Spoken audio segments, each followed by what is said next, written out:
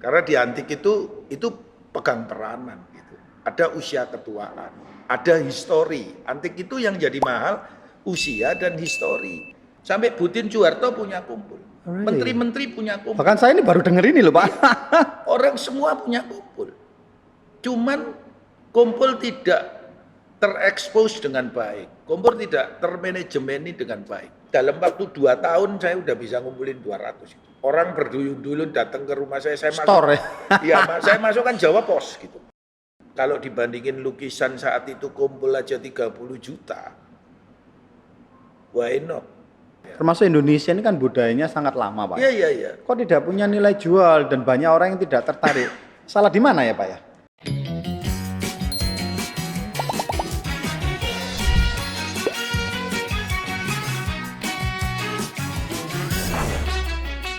Selamat datang di Survival Talk Madam Chang TV. Kali ini episode yang sangat luar biasa, kita kedatangan seorang, ya menurut saya seorang yang sangat-sangat jarang ditemukan di Republik Indonesia ini.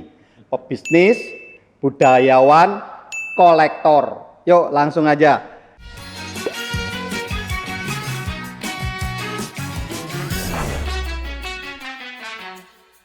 Saya ini gumun ya, kenapa ya kadang-kadang kok budaya yang sangat luar biasa. Termasuk Indonesia ini kan budayanya sangat lama Pak. Iya. Kok tidak punya nilai jual dan banyak orang yang tidak tertarik? Salah di mana ya Pak ya? Gini, sebetulnya ini adalah proses waktu. Saya yakin kenapa masyarakat kita atau anak muda kita tidak tertarik karena belum ada yang menggarap dengan sungguh-sungguh dan bagus. Tapi sekarang sudah mulai banyak. Gitu. Misalnya seperti film Gundala juga cukup bagus kan gitu. Saya pikir ini persoalan teknis saja. Jadi misalnya saya waktu mau membuat Panji ini saya sudah bicara sama isi. Saya harus mencari, tidak bisa sembarangan koreografernya yang terus terang, yang ecek-ecek. Jadi segala sesuatu ini kalau dibuat yang nanggung itu nggak bisa. Saya melihat Mama Chang nggak begitu. Saya melihat Mama Chang memang punya persiapan yang Pak Rudi sudah matang. Gitu. Dari saya masuk ke dalam, dari kebersihannya, produknya yang ditampilkan, kemasannya. Artinya sesuatu yang baik itu kalau nggak dipersiapkan dengan baik, hasilnya juga nggak akan baik. Gitu. Tapi saya sekarang percaya anak-anak muda kita hebat.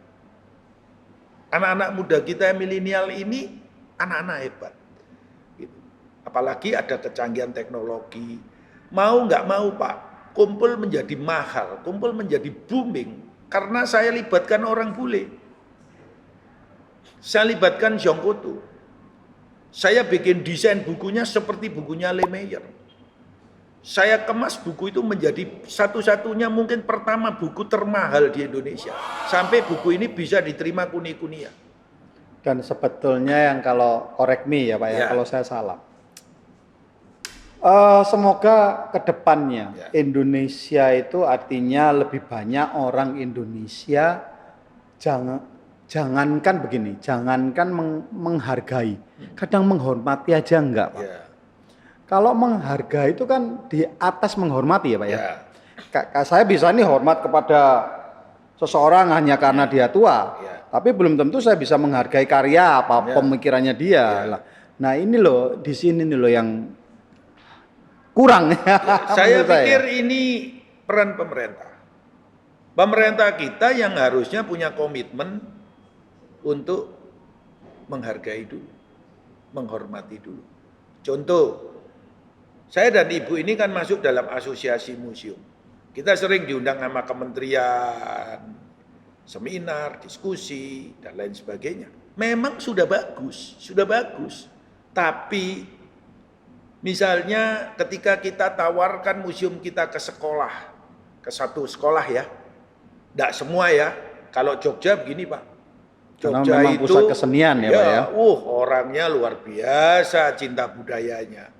Museum kita di Jogja itu sekali kontrak dengan dinas pendidikan 25.000, 16.000 anak sekolah dikirim.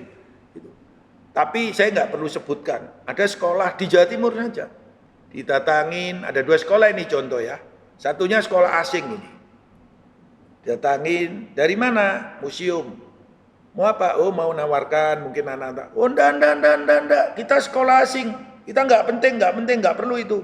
Loh, saya dapat report dari sales saya. Gila ini. Sekolah gini kok bisa dapat izin ya di negara kita gitu loh.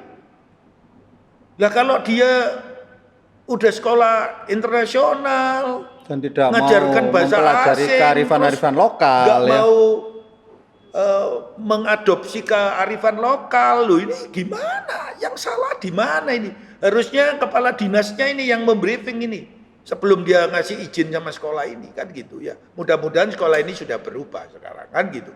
Kemudian mungkin setelah survival talk ini dia lihat, oh iya di bertobat Pak. Iya. Saya ditarik, minta maaf Pak. Ya, yang kedua, anak-anak sales kita kan punya banyak sales. Ada rombongan nih ke Batu masuk anak sekolah.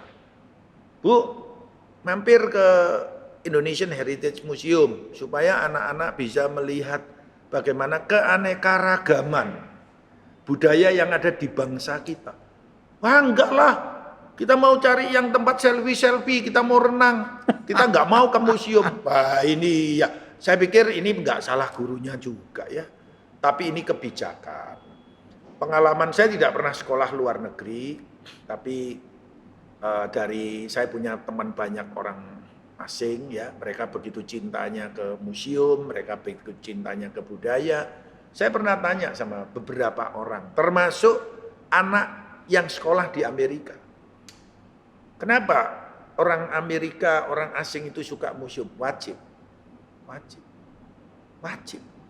Mereka wajib. 1 bulan bisa berapa kali wajib kunjungan ke museum. Ya dan karena mulai itu kecil, lama-lama menjadi gaya hidup Pak ya. Dan di dalam museum itu kita kemas. Bukan dia melihat benda, tapi dia dapat cerita. Sebetulnya manusia ini semua kan suka didongengin sih Pak. Suka diceritain. Buat apa kita nonton film? Apa sih artinya film? Sebetulnya kan film itu kita lihat gambar, lihat cerita. Coba kalau dihilangkan ceritanya. Terus film itu bisu cuma main gambarnya gitu, kira-kira kan nggak menarik gitu. Iya kan Pak ya.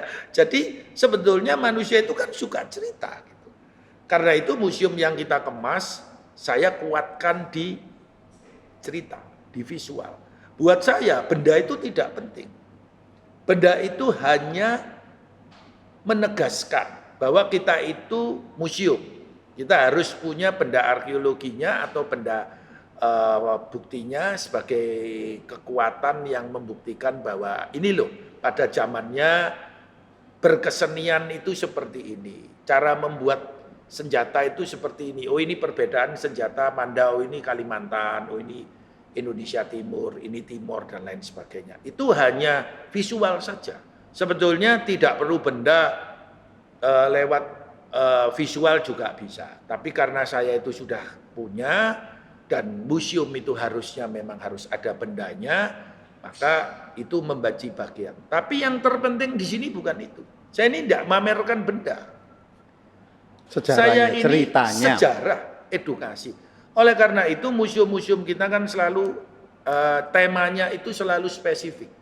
Indonesian Heritage Museum menceritakan kebudayaan yang ada di seluruh Indonesia, mulai Jawa Timur, Jawa Barat, Kalimantan, Sulawesi, Papua, Peranaan semua. Kemudian Indonesian Islamic Art Museum, berkesenian dalam zaman keislaman.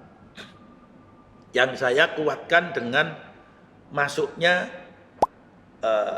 Islam itu ke Cina pada abad ke-7 di Kekaisaran Tang, kemudian dari sana dibawa oleh para pedagang masuk ke Asia, ke Indonesia, termasuk sejarah gitu.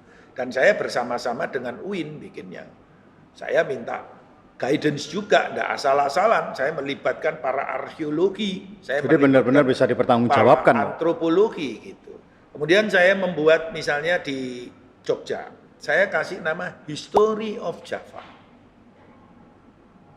Saat pandemi gini hampir semua museum katanya tamunya sedikit, History of Java ada saja banyak tamunya. Karena orang penasaran gitu. Apa sih History of Java? Kadang-kadang ada satu keluarga, saya berterima kasih ke sini. Loh kenapa Pak? Karena saya orang Jawa baru tahu sejarah orang Jawa. Bahwa manusia Jawa itu sudah ada 2,5 juta tahun yang lalu, penemuan di Sangiran, kemudian dari orang manusia purba Jawa, masuknya orang-orang Austronesia, orang-orang Vietnamis. Mereka lah yang mewarnai Indonesia, bukan manusia purba Jawanya. Karena itu ini penting untuk pluralisme juga, untuk kebinekaan. Jangan ngaku kamu pribumi. Pribumi apa? Semua ini kita ini orang keturunan, mau diambil DNA-nya. Campur-campur gitu Pak ya. Campur, enggak ada. Kalau yang dari manusia purba itu ya sudah hilang Pak, sudah mengawin dengan orang India, dengan Timur Tengah, dengan orang Vietnamis. Cuma ada orang yang ditusuk, diperiksa, cuma yang ada tinggal pikirannya masih purba Pak. Pak diminum dulu Pak. Ya, ya. Saya mau tanya sesuatu yang sangat lagi pernah tren di Indonesia ini. Ya. Mungkin agak dekat sedikit Pak Ya, Rino, ya. sorry. Pak Rino ini kan ada yang namanya Sundaland Karawang. Ya. Beda nggak Pak sama Sundal Empire Pak?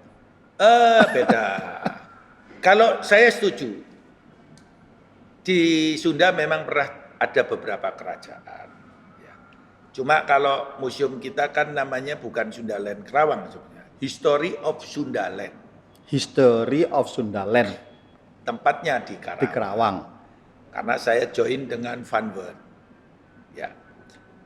Kenapa saya buat History of Sundaland? Karena ada karakteristik yang agak beda. Sama-sama di Pulau Jawa, tapi masyarakat Sunda ini punya satu kebudayaan yang beda. Gitu. Dan di Sunda ini menarik. Gitu. Sundaland ini adalah bercerita tentang Gunung Purba. Gunung Purba. Krakatau. Di mana dulu Sumatera dan Jawa ini menjadi satu. Karena ledakan Krakatau pertama, maka Jawa ini terpisah. Dan ada masyarakatnya sudah yang ikut bermigrasi, yaitu orang-orang Baduy. Suku Baduy. Baduy inilah orang-orang yang memang ada di tanah Sunda. Kemudian perkembangan zaman ada berdirinya kerajaan Cirebon. Cirebon memberikan warna. Kemudian para ulama-ulama besar datang ke tanah Sunda, ya, maka di sana berkembang menjadi masyarakat Sunda yang banyak mempunyai histori. Nah, ini semua kita coba sampaikan melalui sejarah. Di tanah Sunda sendiri pernah ditemukan manusia purba juga, manusia purba Sunda di Gua Pawon. Gitu. Nah, kita mulai dari sana. Kemudian pengaruh orang-orang Austronesia atau yang disebut suku Buni, termasuk masa kolonial, masa Cheng Ho. Cheng Ho itu pernah mendarat di Kerawang. Gitu. Jadi Kerawang itu sangat menarik, punya histori yang Pajajaran. Saya sampai sempat blank gitu. Jadi Salaka-Negara ada Pajajaran. Yang kerajaan, salah satu kerajaan besar juga di Jawa gitu. Kemudian ada zaman kolonialisme, pertempuran Sultan Agung itu kan di Sunda Kelapa itu kan terkenal. Terus kemudian yang dihebohkan oleh Sunda Empire sebetulnya apa Pak? Saya itu enggak ngerti. Ini tidak ada hubungannya Pak ya dengan sejarah sebetulnya itu? Ya dia tetap ada referensi dari sejarah sih. Kalau saya lihat-lihat di koran tetap mereferensikan dari sejarah. Tapi menurut Pak Rino apapun yang disampaikan oleh mereka itu tidak ada relasinya sama sekali ya Pak ya?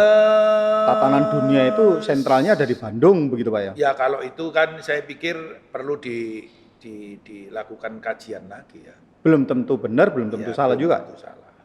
Saya tidak belajar ke sana karena saya pikir ini buat saya sesuatu yang sudah di luar garis Tapi yang karena kita kenapa belakangan ini semenjak 1 tahun ini sering terbesit atau muncul di dalam pikiran saya karena apa yang disampaikan oleh mereka itu ternyata tidak lama kemudian terjadi seolah-olahnya begitu loh ya Pak ya.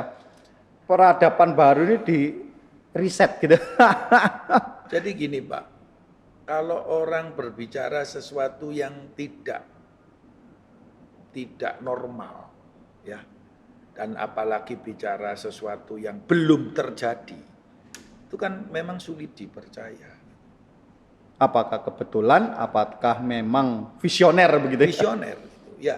Kadang-kadang, tapi kan harus diakui, ada memang orang-orang yang diberikan kemampuan seperti itu. Nah, tinggal bagaimana, apakah ini menimbulkan keresahan, apakah ini melanggar, ada sesuatu yang dia langgar secara hukum, nah, ini kan harus berimbang gitu, kan harus berimbang gitu. Ya. Seperti dulu ada Mama siapa ya Pak, yang tukang ramal itu yang Mama Loren. Mama Loren, ya kan? Itu kan bicaranya kan sesuatu yang belum terjadi di depan kan gitu. Tapi kadang-kadang bisa terjadi, kadang-kadang juga bisa tidak. Tapi karena dia ada pada koridor yang dia tidak meresahkan dan tidak ada yang dia langgar, ya dia tidak pernah berurusan. Mungkin asal cara penyampaiannya dan semuanya saya setuju asal tidak menimbulkan satu keresahan. Kalau di dalam dunia bisnis ini orang yang bisa membaca masa depan itu sama dengan analis Pak. Analis, Iya kan? analis betul Pak, betul. Analis kehidupan, analis masa depan, analis nasib begitu. Ya, ya, tapi betul. kata-kata analis tidak serta merta membuat orang menjadi klinik tahu Pak. Ya betul, betul. Ya begitulah Indonesia Betul, ini. betul.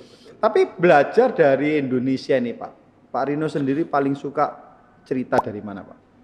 Cerita sejarah dari bagian Indonesia yang mana Pak? Semua punya keistimewaan. Borneo memang tidak pernah ada kerajaan besar. Tetapi Borneo punya suku yang unik. Suku Dayak. Dayak. Dan itu luar biasa kalau dikupas. Suku Dayak ini ada banyak, bahkan ratusan suku. Kalau Dayak itu kenapa ya Pak ya? Secara fisik kok hampir-hampir sama dengan Chinese ya Pak? Ya harus diakui. Migrasi Cina itu kebanyakan ke Indonesia memang. Jadi Karena Dayak ini juga keturunan dari sangat Chinese, ada yang dari China diperkirakan daratan. dari Mongol. Dari Mongol. Jadi makanya orang Dayak itu kan punya tradisi yang berbeda-beda. Banyak Dayak Iban, Dayak ini, Dayak itu beda-beda Pak. Bisa saja mereka orang Vietnamis, bisa saja mereka tentara Mongol yang memang Pantesan tidak mau tipe-tipe kembali. pemburu ya Pak ya? Ya, jadi banyak Pak. Dan banyak penemuan-penemuan porselen. Saya dulu banyak penemuan-penemuan dari dinasti Yuan atau Mongol. Itu banyak juga di sana. Terus penemuan-penemuan porselen dari Ming juga banyak di sana gitu. Sama seperti di daerah Palembang itu. Banyak mana Pak dengan Pulau Jawa Pak? Oh, kalau bicara banyak ya. Karena tentunya kalau kita lihat Pontianak sendiri itu Pak ya, Ya. benar-benar lebih kuat peradaban Chinese-nya Ya, daripada di Pulau Jawa banyak ya, Pak. Di Kalimantan banyak sekali penemuan porselen-porselen itu banyak Pak. Di Jawa ini tertentu Pak. Kalau di Jawa penemuan porselen itu paling-paling ada di daerah Tuban.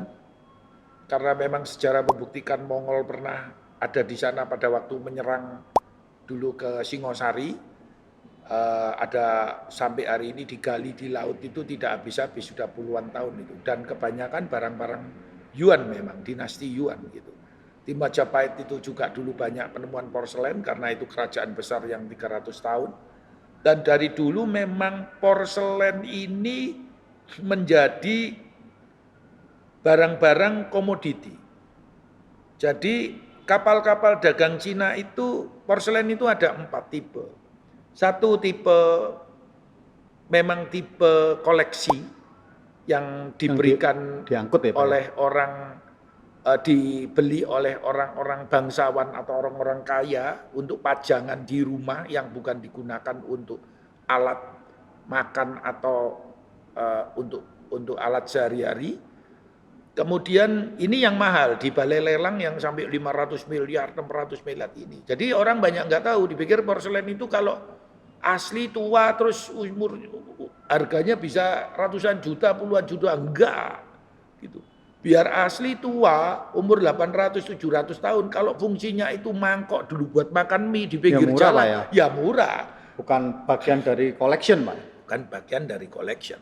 Tapi itu bisa menjadi penelitian arkeologi, menjadi koleksi, bisa-bisa saja gitu. Cuma ya harganya beda lah gitu. Terus yang kedua, porselen itu memang dibuat untuk alat makan atau alat pesta kaum bangsawan. Ini kan macam-macam Pak. Kalau kita ke Pasar Atom ini kan Mas Pion, Sango, ini kan harganya beda-beda ini ya. Ada kelas-kelasnya Ada sendiri. kelas-kelasnya gitu. Kemudian yang ketiga, porselen memang yang dibuat untuk koleksi rakyat. Jadi kita kalau pergi ke toko ke Pasar Atom ya beli vas bunga yang memang untuk rumah yang harganya cuma mungkin 100.000 sama beli yang kristal yang bohemia kan beda juga beda. Pak. Kan gitu ya. Jadi itu. Yang keempat baru yang kelas memang untuk dipakai. Misalnya mangkok cap ayam yang buat kalau kita beli bakso gitu Pak. Pangsit itu ya. Nah, itu memang dipakai untuk perabot sehari-hari. Jadi memang koleksi itu ada tahapan-tahapannya, ada level-levelnya Pak. Dan sekarang kalau misalkan kadang-kadang satu kapal penemuan itu, kalau kapal karam, banyak orang hunting itu memang kadang-kadang nemu satu kapal itu yang diangkut memang benar-benar yang berharga. Yang berharga itu ya Pak ya? Yang berharga. Karena Pak, banyak nggak Pak ya yang terendam di dalam laut? Banyak. Saya dulu punya petanya, peta satelit. Ada ribuan kapal di perairan Indonesia ini. Kok nggak ada yang ini Pak? Saya diver Pak. Mahal Pak buat satu misi ekspedisi Pak. Ya. Jadi gini, yang pertama mungkin sekarang lebih sulit ya izinnya. Kenapa karena, Pak ya? Loh ya karena gini, dulu kan banyak yang diambil dan isinya ternyata emas, terus dibawa lari. Kan dulu pernah ada ribut-ribut di daerah Cirebon itu. Sama Oh iya. Tahu-tahu bisa nemu emas gitu ya. Emas apa sehingga pemerintah sekarang lebih ketat. Pemerintah tidak sembarangan. Jadi ekspedisi seperti itu misalkan saya nih akhirnya ngobrol dengan Pak Rinus. Ya. Oh oke, di titik ini kemungkinan ada. Terus kita nyelam sama-sama nih. Ya gini, saya nggak tahu prosedurnya seperti apa. Tapi saya punya teman yang memang pekerjaannya mengangkat harta karun, ya, melakukan ekspedisi pengangkatan. Yang pertama tentu sekarang mungkin harus ada bersama-sama ya dengan badan arkeologi ya yang dibawa. Nanti artinya kalau sudah ditemukan milik siapa Pak? Gini, biasanya kalau saya lihat, saya baca di Spanyol di mana-mana itu bagi hasil.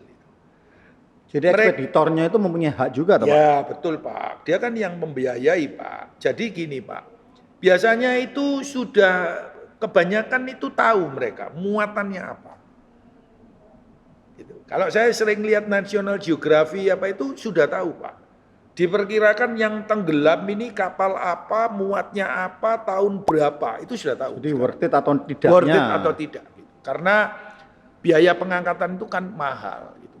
Lalu kedalamannya berapa, kemudian tenggelamnya karena apa, karena badai atau menghantam karang, diperkirakan muatan di dalamnya apa, dan berdasarkan usia terendam di dalam laut itu kondisinya seperti apa. Kalau emas kan nggak ada masalah, mau kerendam berapa ribu tahun nggak ada masalah, tetap emas. Gitu. Ya menarik sih Pak, salah satunya saya jadi tergila-gila, jadi terlibat dengan persoalan ini kan bukan karena saya itu suka beli barang antik, tetapi saya suka sejarah gitu. Makin saya baca buku, makin saya ngerti, makin saya tahu keunikannya, makin penasaran gitu. Dan kebetulan mendapatkan pasangan hidup yang memang sudah sealiran Pak ya. Coba dibayangkan kalau enggak satu aliran Pak, isinya ribut tok Pak. Oh ya pasti Pak, pasti Pak. Saya itu pernah gila Pak. Beli barang karena nggak punya duit itu, saya bawa sertifikat ke bank Pak. Dan istri oke-oke. Oke aja ini. Ke NISP, saya masih ingat itu. Ya kepala cabangnya namanya Pak Hartono. Saya bilang, Pak, saya mau pinjam uang rumah saya. Tambah plafon kredit. Untuk apa Pak Reno? Beli barang antik. Ya nanti saya proses ya Pak Reno. Mau tambah berapa? Ya tambah 200 juta aja. Gitu. Itu kira-kira tahun 2000-an. Dapat 3 hari dia telepon. Nggak bisa Pak Reno, kita nggak bisa nambah. Loh kenapa? Kan rumah saya harganya lebih dari 200. Rumah saya nilainya 1 miliar lebih. Masa saya pinjamkan 200 nggak boleh? Marah saya bilang partner saya, wes dijabut aja wes ojo nang bank kono, pindah bank aja. Katanya partner saya, "Lho Bro, kene iki isih kredit nang ngene kono, ya apa iki cara lunasi? Kerjaane kurang dibayar ambek sama proyek gitu ya toh." Nah, akhirnya nggak jadi sih. Akhirnya saya berpikir dingin, saya pikir iya ini urusan pribadi kok malah tambah saya masukkan ke urusan kerjaan ya kan. Setahun kemudian saya ketemu dia gitu. Dia bilang gini, Pak Reno masih suka beli barang antik? Oh iya Pak, masih suka lukisan? Iya. Gimana? Mau minjemin rumah lagi untuk beli lukisan? Gitu. 2 tahunan lah saya bilang. Oh enggak Pak, ya untung Pak saya dulu enggak Bapak kasih. Oh sudah lama Pak, kira-kira 5 tahun kemudian. Ya untung Pak, Bapak enggak saya ngasih saya. Kenapa Pak Reno? Ah kalau saya dikasih pada waktu 5 tahun yang lalu, mungkin uangnya bisa saya berikan yang palsu. Karena saya nggak ngerti. Gitu. Selalu ada hikmahnya ya, Pak ya. Saya bisa nggak tahu Pak kalau saya nggak bisa bayar rumah saya disita, saya tinggal di mana, saya bilang gitu. Dia ketawa, dia bilang gini loh Pak Reno, saya kalau bank yang baik, bank itu tidak ingin meminjamkan uang untuk menyita aset nasabahnya. Kalau Pak Reno ke bank pasar itu Targetnya kebanyakan lain beda. lihatnya yang digadaikan berapa, pinjamnya berapa. Kalau kita enggak Pak Reno. Begitu Pak Reno ngomong buat beli barang antik, ya Tidak sudah saya visible. border. Saya border langsung, nggak akan saya kasih karena saya sayang Pak Reno. Nah, gitu. Tapi kalau Pak Reno misalnya waktu itu datang untuk pengembangan bisnis Pak, ini ada proyek Pak. Bisnis barang antik mestinya gitu Pak ya. Pak, menarik banget. Tapi kita juga harus mengakhirin sesi ini. Tetapi sebelum kita tutup, saya kepingin satu pertanyaan, boleh dijawab atau tidak? Pak, kalau divaluasi nih semua nih Pak, koleksi Pak Reno ini berapa sih Pak? Saya tidak tahu, saya tidak pernah menghitung. Karena saya tidak pernah mau mencatat dalam bentuk value. Saya tidak ingin anak-anak saya, ya kalau anak-anak besok hidupnya beruntung menjadi orang-orang yang sukses. Saya khawatir nanti kalau ada anak yang ya tidak beruntung dalam hidupnya, dia tahu value uang yang kita keluarin, terus dia bilang gini, papaku iki ya opo ya, duit kok dintekno kayak gini. Tetapi kalau ini tidak dinotarialkan, artinya tidak divaluasi, kan tidak akan pernah tahu toh Pak, seberapa besar semuanya. Kurang lebih kita tahu. Saya kan semua itu sudah saya catatkan. Oke. Jadi saya catatkan di Dinas Kebudayaan. Karena dinotarialkan itu juga untuk safety dan security daripada kepemilikan ya Pak ya. Kenapa kita bikin yayasan? Namanya The Topeng Kingdom Foundation. Semua antik, semua museum itu dikelola oleh yayasan. Yang tidak bisa saya kalau misalnya ada apa-apa, sampai saya pada akhirnya saya harus pulang, dipanggil Tuhan atau dengan istri saya, anak-anak tidak bisa gampang menjual. Karena ini foundation, ada pengurus orang lain. Harus ada kesepakatan. Jadi ya saya agak sulit lah gitu. Tapi kalau value tentu besar karena pernah dari Dinas Kebudayaan, Dirjen Kebudayaan membawa seorang kurator Jari Leiden datang ke museum saya di Batu. Dia bilang ini yang punya tahu nggak nilai barangnya? Terus dia bilang iya tentunya tahu, dia juga orang yang di trading antik gitu. Wah gila ini berapa ini uang dihabiskan kayak gini, ini kira-kira kerjanya apa ini gitu. Saya dikasih tahu ya saya ketawa aja gitu. Dan mungkin sebagai penutup, saya pernah kedatangan tamu Menteri Pariwisata Malaysia. Baru-baru aja yang digantikan zaman Mahathir. Jadi dia waktu itu zaman sebelum Mahathir ya. Saya ada fotonya, nanti Ibu bisa kasih, Datuk Sri namanya. Dia lihat koleksi saya di Batu, terus istrinya ngomong sama istri saya, Pak Reno suruh buka di Malaysia, tanah negara yang siapkan. Asal Pak Reno mau buka, bawa koleksinya, Pak Reno kita kasih gelar. Datuk juga. Ya, kemudian saya sering dihubungi sama orang kedutaan. Saya bilang saya nggak mau. Saya bilang nggak Pak, itu nanti saya bisa jadi orang yang dimaki-maki sama bangsa ini. Gitu. Saya nggak mau. Nggak apa-apa Pak Reno, ayo kita kasih fasilitas. Bapak mau buat di mana? Di Penang, di mana? Negara yang siapkan. Gitu. Padahal saya masih punya koleksi seperti museum itu. Kalau saya punya 5 museum lagi dan saya buat 5 lagi masih cukup barang saya. Banyak sekali barang itu gitu. Tapi ya saya tidak pernah memikirkan itu sebagai value biar nggak jadi beban. Jadi ya itu bagian dari apa yang saya perbuat untuk sedikit banyak pesannya Pak Butet gitu. Ini terakhir ini. Karena waktu saya dulu ketemu Pak Butet sama Cak Kandar, mereka lah yang sebetulnya menginspirasi saya. Mereka bilang ini, Pak Reno, daripada mau buat museum lukisan, ya mohon maaf Pak Reno. Di Jakarta itu Pak Reno beli Avandi 2 aja setengah mati. Di Jakarta itu loh, bos-bos itu punya Avandi 30, 20. Ya. Saran saya, uangnya Pak Reno dari lukisan jual semua, belikan barang-barang budaya Pak Reno. Wayang, topeng, gamelan, porselen, perunggu. Sayang Pak Reno. Masa nanti anak cucu kita harus ngelihat ke luar negeri. Gitu. Kalau Pak Reno bisa, Pak Reno selamatkanlah sebisa Pak Reno yang bisa lakukan. Dan ketika saya di Bali, memang Bali menjadi pusat black market. Semua kurator museum dunia itu datang ke Bali Pak, cari barang di sana. Saya punya handle keris saja hampir 1000 dari berbagai macam. Orang nggak banyak tahu.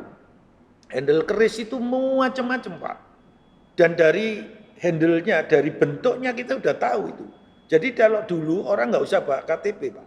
Orang dulu itu zaman Majapahit itu selalu bawa keris. Dari keris dan handle-nya kita bisa tahu. Oh ini orang Sulawesi, ini orang Sumatera, oh ini orang Cirebon, ini orang bisa tahu Pak. Unik Pak. Jadi saya itu makin tertarik karena tidak hanya kebendaannya, tetapi historinya yang membuat kita ini menjadi makin larut, makin cinta, makin suka, makin... Kalau sekarang bergeser, handphonenya apa Pak? Pak, sebagai penutup pesan-pesan nih kepada subscriber yang sedang nonton ini, gimana sih supaya Indonesia ini peradabannya yang sungguh luar biasa dengan historinya tidak hilang, dan bagaimana supaya generasi milenial ini bisa lebih mencintai kekayaan Indonesia. Silakan Pak.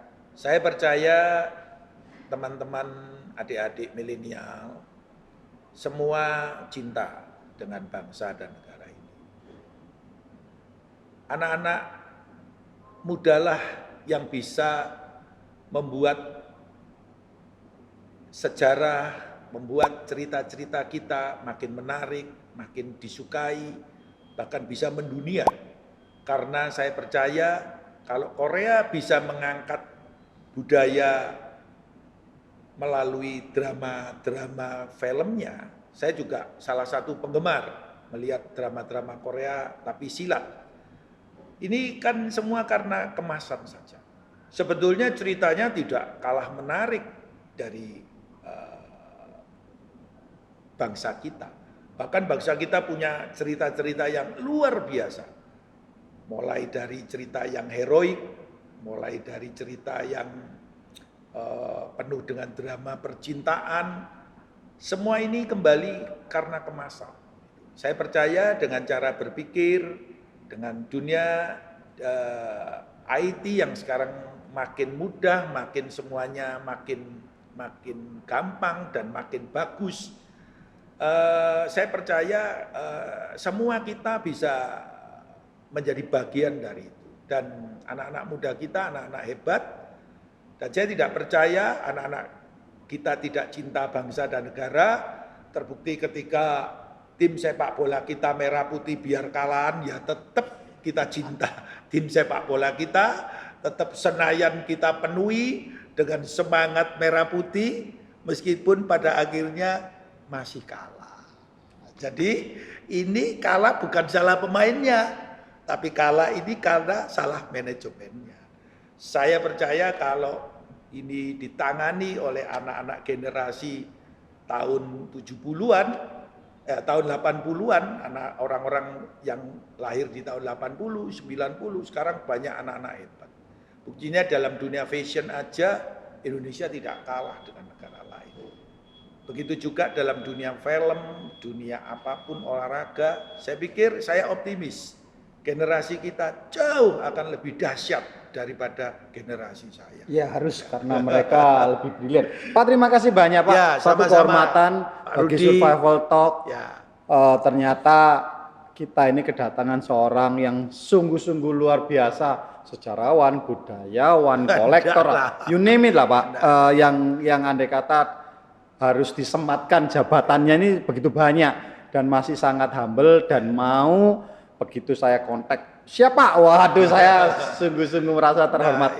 Terima kasih. Semoga satu hari nanti ketika pandemi ini sudah mulai mereda, saya akan membuat yang namanya Survival Talk on the road. Saya akan mampir, ketemu lagi, kita buat satu konten lagi on the spot. Jadi supaya wah, saya pun bisa merasakan merindingnya begitu Pak ya. Terima kasih banyak. Semoga koleksi-koleksinya di kemudian hari tambah banyak dan bisa bermanfaat bagi negara kita yang tercinta Indonesia ini Pak. Terima kasih Pak. Sukses untuk sama-sama. Mama Chang. Sama-sama. Salam bertahan hidup Pak. Salam. Jangan lupa subscribe dan loncengnya dinyalakan. Salam bertahan hidup.